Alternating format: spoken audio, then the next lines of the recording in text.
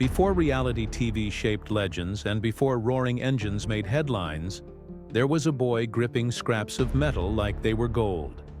While other kids in the 80s were glued to cartoons, Paul Teutul Jr. was knee-deep in steel shavings, hauling tools across a factory floor at an age when most were learning to ride bikes. That wasn't childhood. That was the forge of a future empire. But behind the sparks and chrome, a storm was quietly brewing. Because in the shop where legends were built, so were wounds that still haven't healed. And now, after years of silence, Paul Jr. reveals a truth that television never dared to show. In the heart of Orange County, long before it became a name millions knew, Paul Jr. was already being shaped by pressure. His father's pressure.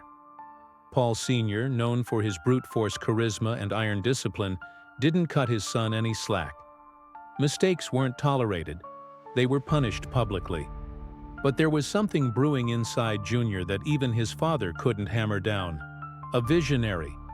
At just 14, while most were learning algebra, Jr. was already welding with a precision that made grown men stop and watch. That wasn't talent. That was obsession. What if the very hands that built an empire were also the ones tearing it down? By the time he reached 19, Paul Jr. wasn't just part of Orange County Ironworks. He was running one of its most vital departments. Not out of favoritism, but because his designs redefined the company's aesthetic. Customers lined up, not for what the shop could do, but for what he could imagine. That imagination was his ticket out. But even as he earned respect from war-hardened veterans in the crew, one man's respect still eluded him: his father's. Yet something changed when the grind of stairs and railings began to feel like a creative prison. Junior had a vision, one with wheels, speed, and soul. He began sketching motorcycles in secret, long after the factory lights dimmed. When Paul Sr. stumbled upon one of his son's designs, everything shifted. For the first time, he didn't scoff. He listened. That moment wasn't just a business spark. It was a crack in years of tension. Together, they poured $175,000 into a new dream. Orange County Choppers was born, but dreams don't come cheap, and they don't come equal. Paul Sr. kept 80% ownership. Paul Jr. just 20%. But it didn't matter at first. The thrill of building something alive drowned out the imbalance. Their first bike, True Blue, didn't just roll. It roared.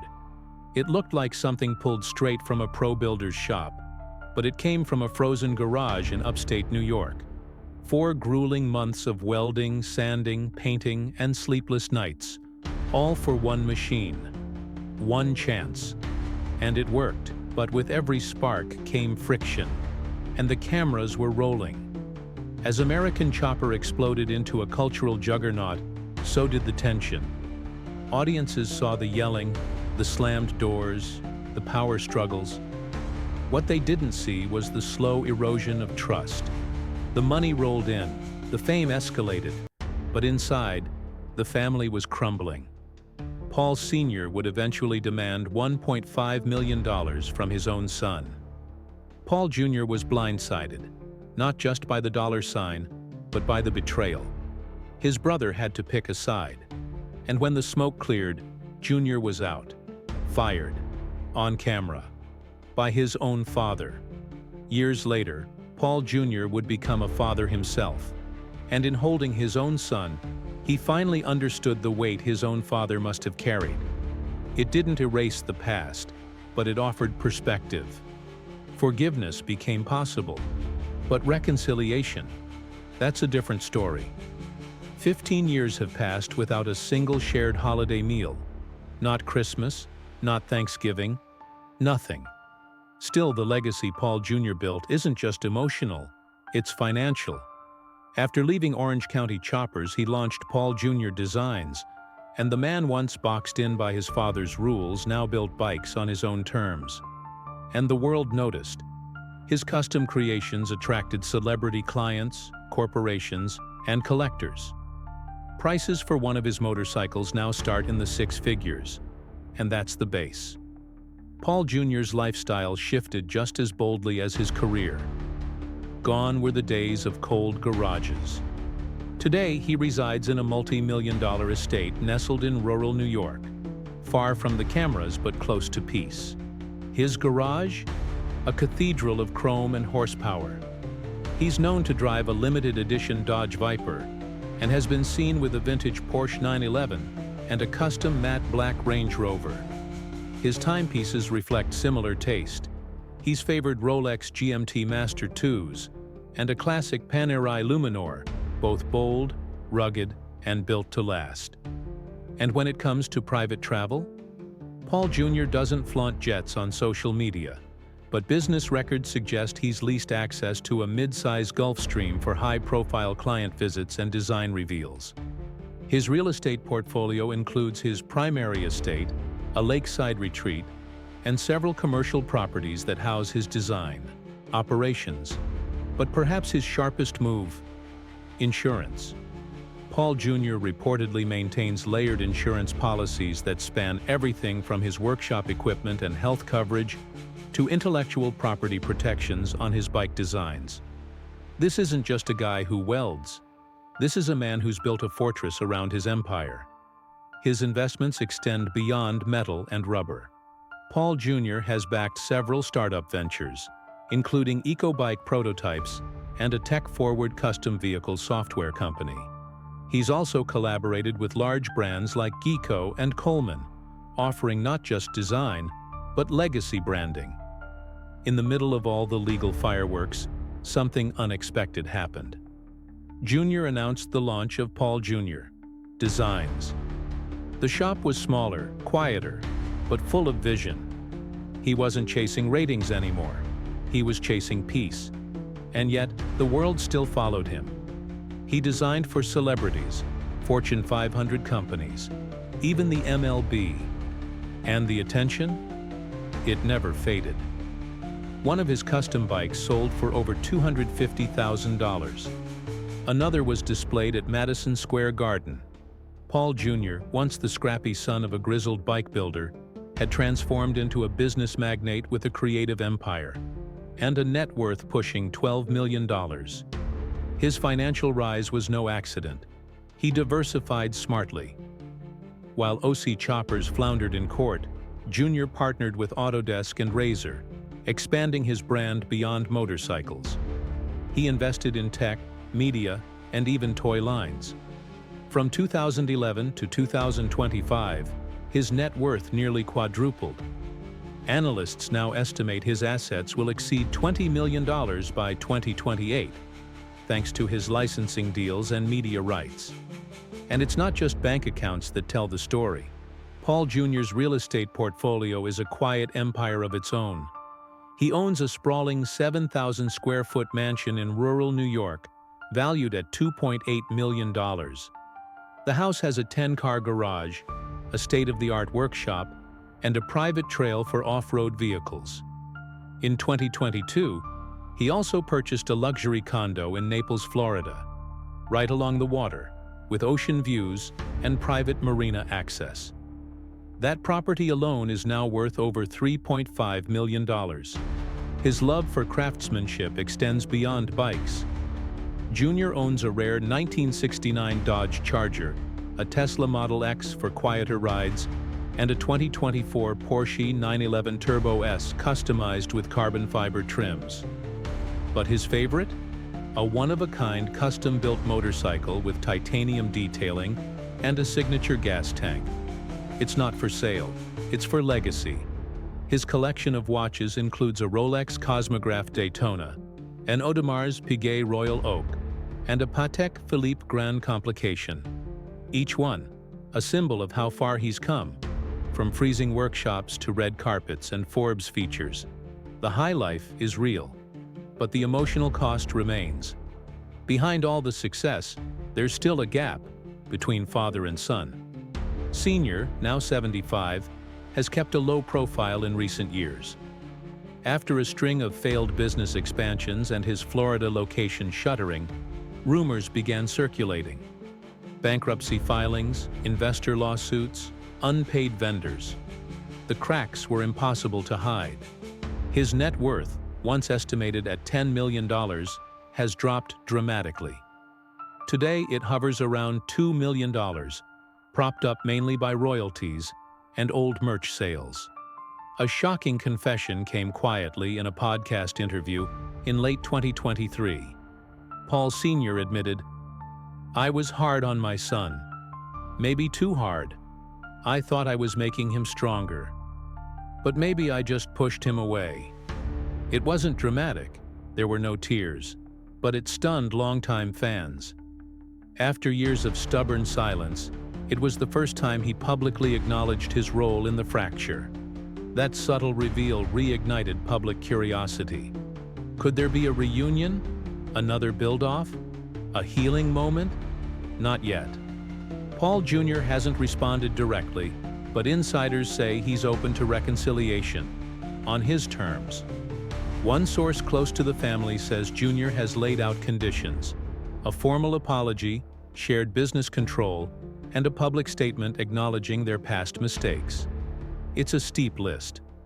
But after years of being underestimated, he's not backing down anymore. And then, the bombshell no one saw coming.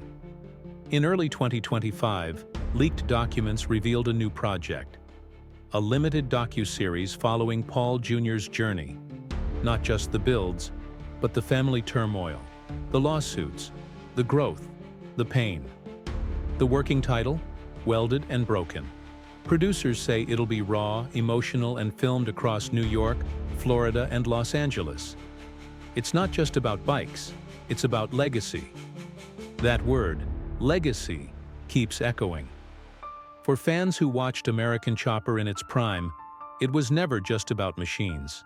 It was about tension, talent, and transformation. The Black Widow bike, the Fire bike, the tribute builds. These weren't just rides. They were stories told in steel and sweat. They were metaphors for resilience. That's why people still talk about them. That's why thousands still visit OC's museum every year, leaving post-it notes on display cases and tears on the floor. That's why when Jr. unveiled his 911 tribute bike in 2011, grown men wept. It wasn't a PR stunt. It was therapy on wheels. And it's why, today, even as the family splinters and the spotlight dims, the name Paul Teutul still sparks something in viewers' hearts. Because they saw more than TV. They saw a family trying to hold itself together in the chaos of success. The most powerful stories aren't just about triumph.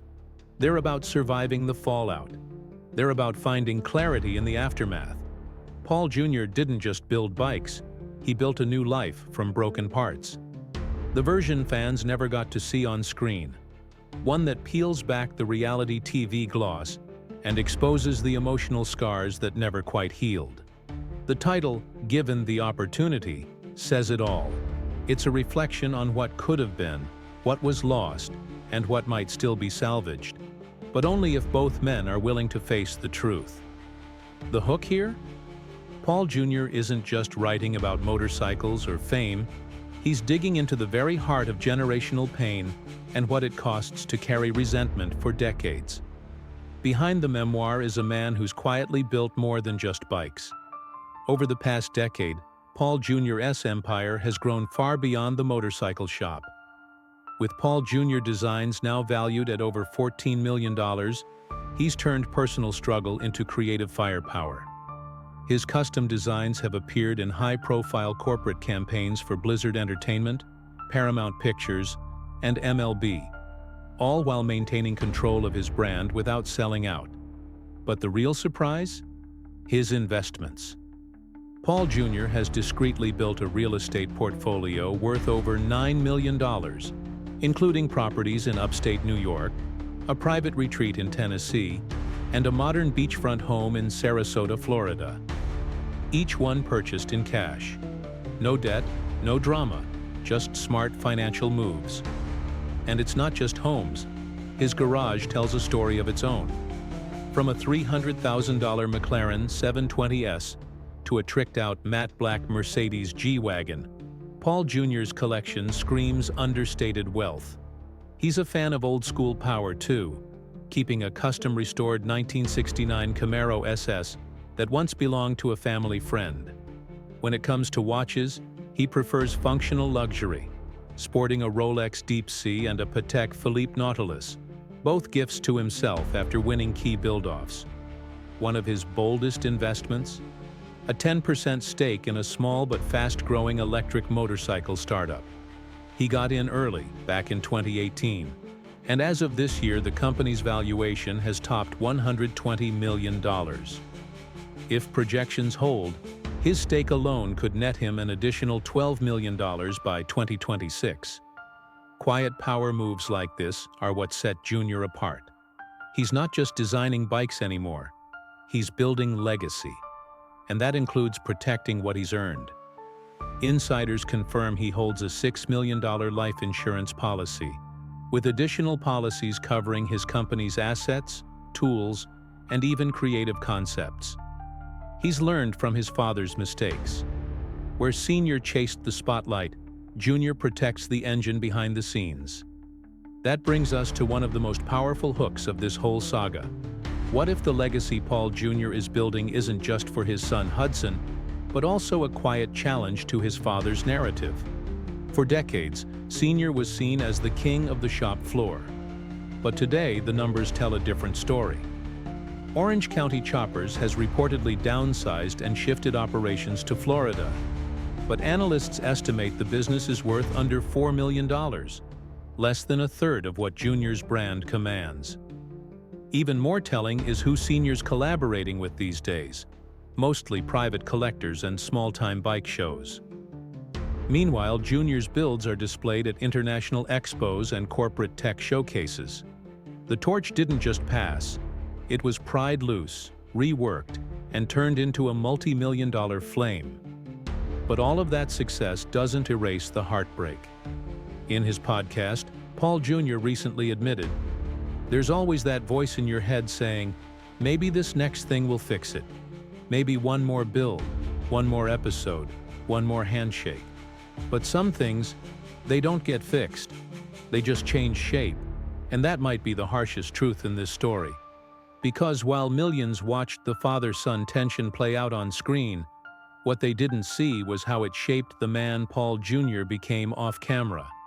He's now mentoring young designers, backing veteran recovery programs, and even quietly funding a nonprofit that provides toolkits to low-income high school students pursuing the trades. In doing so, he's rewriting the very narrative he was born into. He's no longer the rebellious son or the sidekick mechanic. He's a visionary who took the wreckage of his childhood and built something enduring, something that matters beyond ratings and revs. And yet the curiosity never fades. Will Paul Sr. ever truly acknowledge what his son has become? Will they ever share more than just screen time and contracts? As of now, they remain divided. Paul Sr. still clings to the old ways, running OC Choppers with a skeleton crew and doing meet and greets for die-hard fans. But even some of those fans are starting to shift. In online forums and biker expos, the talk isn't about who yells louder or who builds faster. It's about who grew wiser. And more often than not, they're pointing to Paul Jr. Financially, Paul Jr.'s trajectory shows how smart pivoting and emotional maturity can build more than just wealth. It builds resilience. He's leveraged design, media, and branding not just to earn, but to own. His projected net worth by 2030?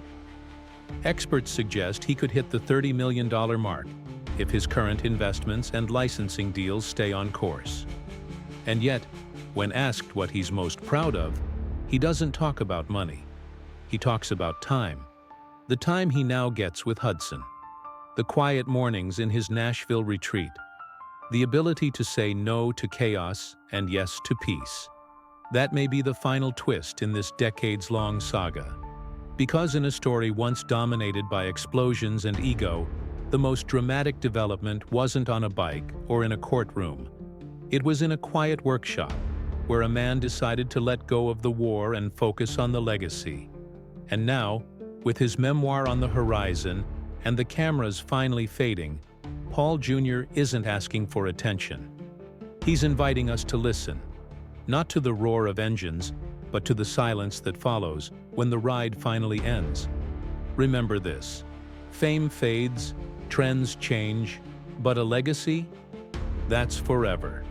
And in the world of stardom, sometimes the biggest drama isn't on the screen, it's behind the curtain. As Julie Andrews might say with a wink and a smile, the hills are alive, with scandal, style, and one heck of a story. Catch you in the next one.